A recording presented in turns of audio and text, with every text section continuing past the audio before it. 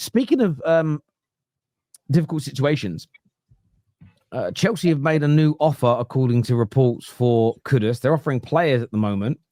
It's believed that Kudus really likes the idea of going to Chelsea, but Spurs, Henry, are also in for him.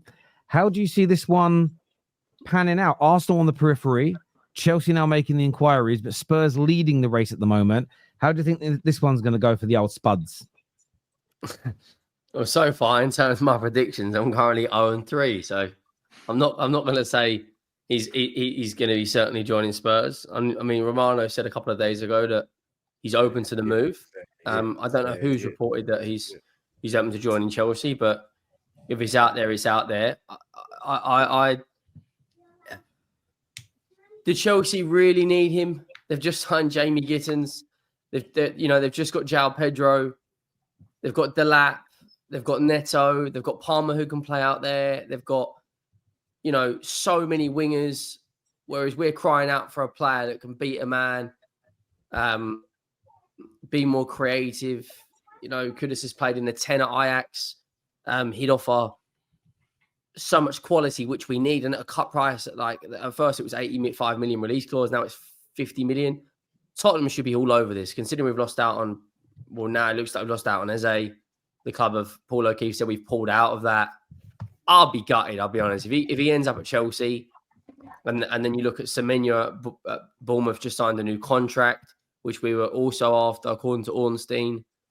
It's like all the wingers that we're going for, are getting pinched up by everyone else. It's kind of like I look at Man United, and I know obviously Man United are such a bigger football club than Tottenham, but we were the one that won the Europa League, and they've gone out and got Cunha and Brian and Buemo, and now we might not even get Mohammed Kudus from West Ham. And it's like, if we're not getting Kudus, Semenyo, Brian and Buemo, the club want apparently a Premier League proven winger. Who else out there is there? Grealish. Is available and not already been snatched up by another club? Jack Grealish, brother. Come on. Martinelli, maybe. Hey, don't act like you wouldn't take him. You're going to the stadium to greet him there. 2 or 3 years ago, I mean, I do like Grealish. 2 or 3 years ago, I'd agree with that. After the treble winning season City had, I'd have snapped him up. We had him in Birmingham in a hotel room with our director of football about to sign a contract, and Levy didn't want it. So, Tottenham fans are very, very, very familiar with the Grealish scenario. But, I don't know. I'm interested to see what Thomas Frank's the system. Well, you wouldn't take Grealish, honestly. You wouldn't take it. Brendan Johnson was the guy he wanted at Brentford. So I think Brendan Johnson's going to start on the right. If we sign Kudus, are we bringing him in to come on the left? But I don't think that you're going to get Kudus. That's the thing, though. And I think Kuhn. Wait, Henry, are you turning your nose up at Jack Grealish? What am I missing something here? Personally, Kate, are you having this? Kate, what are you saying about this? I'd rather go and get a younger player. I'm not asking about what you'd rather, but if you had a chance to sign Jack Grealish tomorrow, what you saying no? Why is there so much hesitation? Yeah, but it's the money. I mean, he's barely played for a year. Jack with a chip on his shoulder, moved to London, away from the man. Them, yeah, and he'll have 10 good games, and then snap his leg, and we'll be finished again. I'd rather go out and get someone like Mohammed Kudus, who's got something to prove, because his first year at West Ham, he was really, really good. And then last year, he was the whole West Ham team collectively was shit. Yeah, he wanted to leave from September. I take Grealish to look at them legs every week, but that's as far as it goes. I don't want him. He'd be too expensive. The wages would be too much, and I think he's on the decline. And we don't need another player coming in that's on the decline, like Jack Grealish. Kudus. So wait, is Grealish done? Is everyone done with Grealish? He's never gonna go back to Aston Villa Grealish. He's done. Is that what everyone's saying? I can see him at somewhere like Brighton. I mean, here's the thing. I still think Grealish is a great player.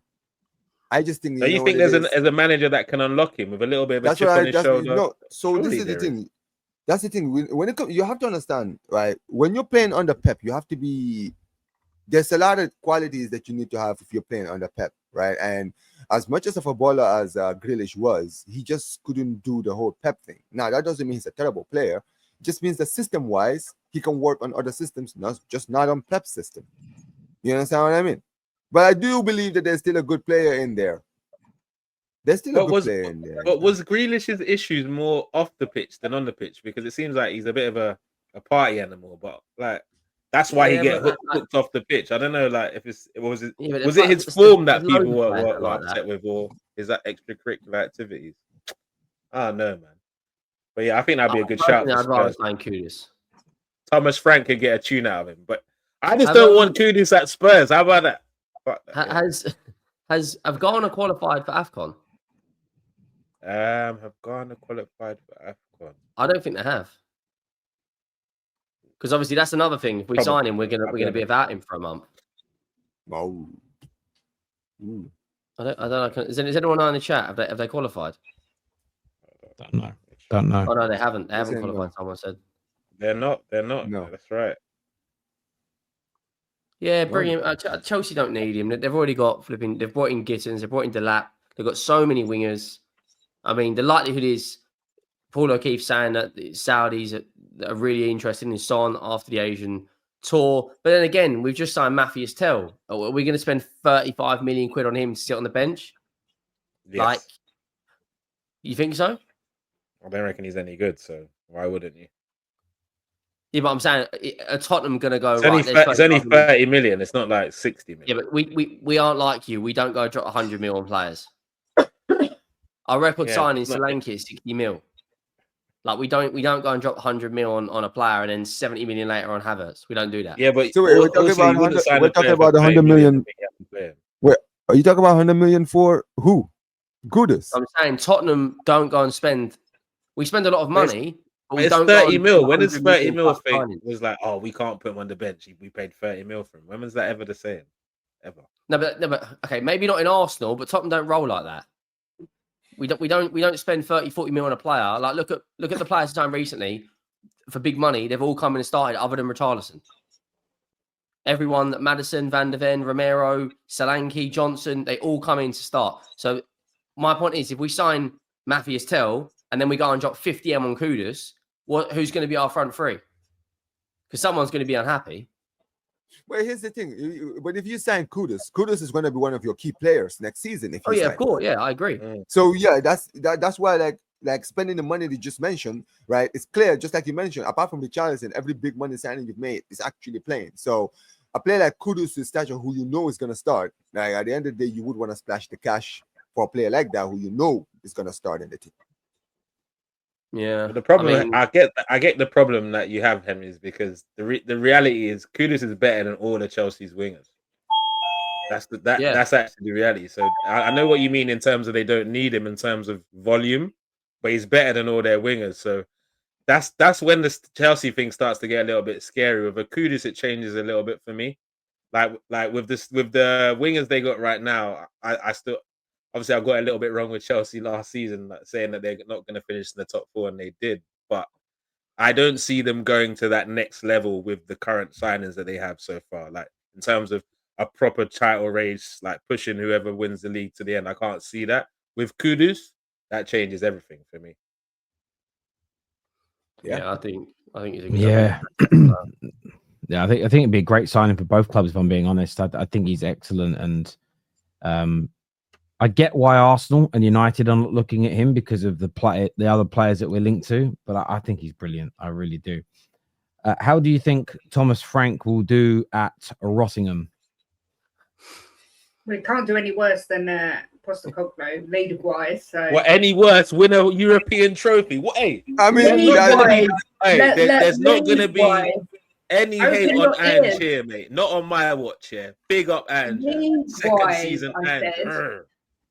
He's obviously not going to win a European trophy because we're in the Champions League. But do you know what? I don't know. I'm quite looking forward to the season to see what he does. But the transfer window's putting a bit of a dampener on it at the minute because nothing's happening. So I'm getting a little Terry. It looks like you're having a smoke party in your house. All I can see is this smoke keep coming over, and it's freaking me out. It's helping my throat. It says a humidifier for my throat. Oh, okay. I wondered what it was. It keeps freaking me out. It looks like evil spirits. Or I've not put an iOS machine in here or nothing like that. Yeah, I ain't gone back to the. I mean, yeah. Just to add to your point, I'll say this though.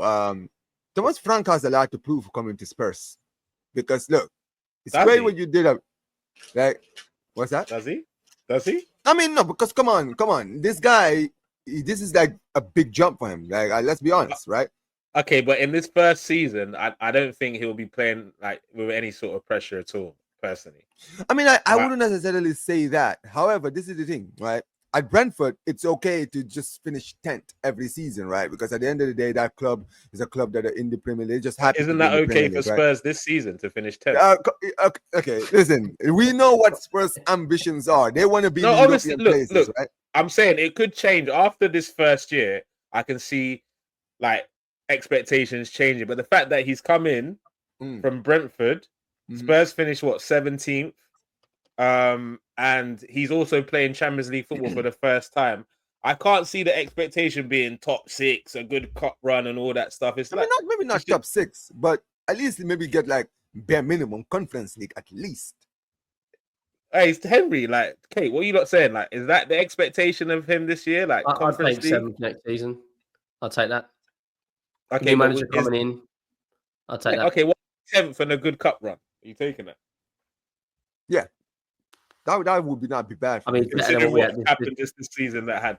What are we saying? 10th and a cup, or just like a semi-final of a cup? Not like I'm not saying because me saying Tottenham are going to win, so I'm not really ready to do that. But a good cup run that could lead to whatever in that, maybe. Yeah, if you offer me right now 10th and an FA Cup, I'm taking it. What about a cup? I'm not taking a cup run, but I'm definitely taking the cup. But I think 7th's about where we are. Like I don't think the squad with some new additions. I don't think we're as strong as Newcastle. We're not as strong as Chelsea or Arsenal or Liverpool or City. Like I think 7th next year will be between Villa, Spurs, and Forest. Like we'll be in that mix, and that's where Levy's come out and said he wants to win the Prem, wants to win the Champions League. We'll go and fucking show it now. Go out and drop 200-300 million quid. The money's there. Like the financial reports are out there for everyone to see. The money is there. Don't go and say it. Actually, go and do it. Yeah. And signings like Kudus, we'd all be sitting there going, right, okay, that's a great step. Like this Japanese guy we brought in, okay, I mean, from a couple of highlight reels, he looks a good player, but that's not really backing up what you're saying, is it? I know it's early, we're only in July, and players are just coming off their holidays and whatnot. But if we're still sitting here come early August and we're a few days away from the Super Cup and we haven't got anyone over the line yet, then serious questions have got to be asked again about what is going on. I hear that. Look,